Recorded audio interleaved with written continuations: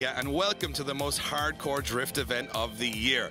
After an insane start to the season in Płock, Poland, and then a very unpredictable event in Hungary, the Drift Masters European Championship is ready to once again stake its claim that has become the Champions League of European drifting. Right now, we stand here in one of the craziest layouts of a drift event anywhere in the world.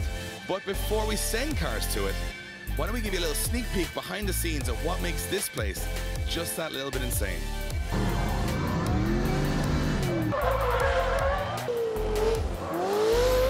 So before we go to qualifying, let's check out this amazing track here in Riga in Latvia. It is one of the showpiece events of the year, and it's easy to see why, because it is absolutely insane. Drifting on any level is a pretty crazy sport, but here things are just taken up a notch. We're here at the start line, which is set beautifully in the middle of a forest, where the guys will start here in the lead lane and take this sort of a slowing area in the chicane to obviously allow the chase car to build up a little bit of speed. Then it's absolutely full throttle down to that first corner, which, if you can imagine the speed they're going to carry, you can barely see from here. And right down there is one of the most challenging and insane corners in world drifting.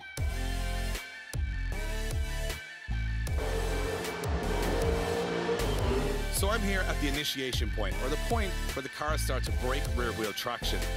And it really sorts the men from the boys, because at over 100 miles an hour, you have to trust your machine, and you've got to be confident, because you're heading into this gradual first corner that is completely blind. Not for the faint-hearted.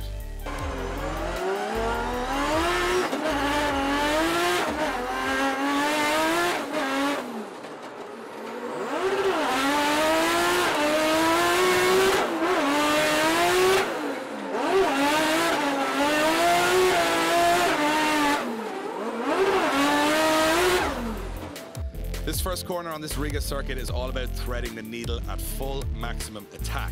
Judges are expecting these drivers to keep their rear wheels in this outer zone right to the edge of the circuit, and don't put enough commitment in, you're going to drop inside wheels on the inner zone. Now, one thing to note, however, though, is that your full throttle, full commitment. If you make one small error, there is no runoff whatsoever. One mistake here, and that's going to be the end of your car.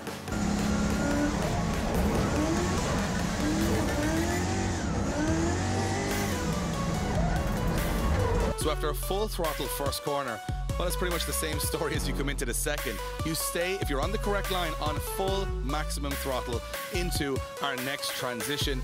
And of course, as you can see, not much runoff here either. Get this wrong and you're even closer to those perilous outside concrete walls. This is a risky place to get it wrong.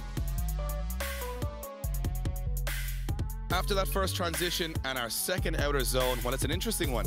About a meter off the inside curb is where you emerge in front of the packed Riga grandstand at full throttle on this inner zone 1. This is a tricky part of the track, because if you go too tight, it messes your lineup for the rest of the run. So you got to be pinpoint accurate while you're still at full throttle. Inner zone 1 brings you right out to outer zone 3 here. And as you come here at full throttle, you have to notice that, hey, it's a different surface. Much grippier here. Drivers saying this is where the horsepower in the car really comes into play. Not have enough grunt under the bonnet, well, you're going to struggle here to get out to this outer zone. If you get it perfect, well, you can even take a cheeky little look into the grandstand at the adoring fans waiting for you to head in to the next technical section on this Riga circuit. After a transition in front of the sold-out Riga grandstand, drivers once again end up here at outer zone 4. What's not noticeable from where we're standing right now is the huge bump here as they head through, unsettling the suspension of the car.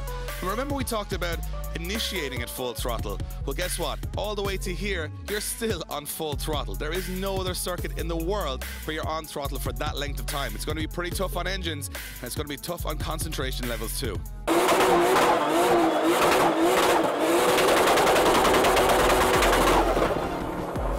So you would think after 3 full throttle maximum attack corners, drivers would get a break. They get a chance to decelerate at some point on this course, and they do.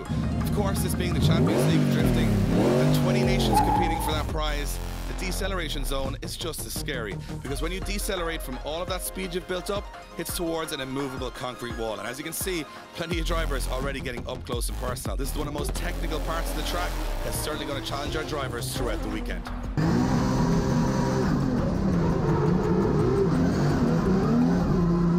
This track is just as much about survival as it is about competition. 3 full throttle corners, a deceleration zone onto a concrete wall. And then you've got one last burst to the finish where you must run the rear end of your car into this last outer zone. If you survive all that, if you've got the testicular fortitude to complete this circuit, you'll be rewarded by passing through this finish line and knowing you've just completed a run of one of the craziest tracks in world drifting. This place is insane.